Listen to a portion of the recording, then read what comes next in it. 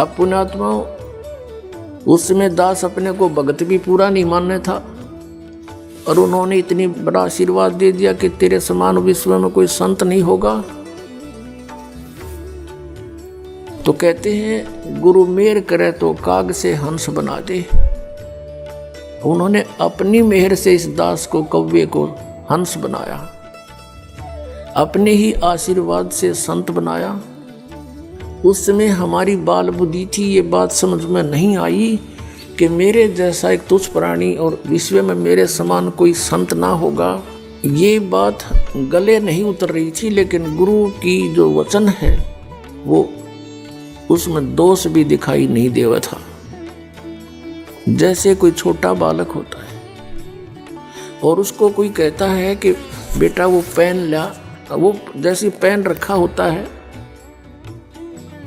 ये पेन रखा हो और वो बच्चा उठा लेता है, वो पूछता है डैडी ये क्या है, पिताजी ये क्या है।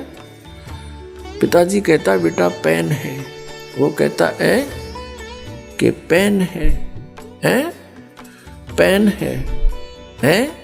और इस बात को कहते कहते उसको रख के वो और खेल लग जाता है।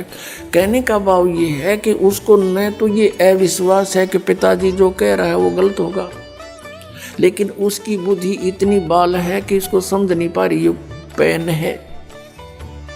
वो ऐसे उसको छोड़कर चला जाता है। तो इस दास की अब वो स्थिति थी। उन्होंने कहा कि तेरे बराबर विश्व में कोई संत नहीं होगा। तो उस समय दास स्थिति में था और वो जो कह रहे थे तो पेन था ही।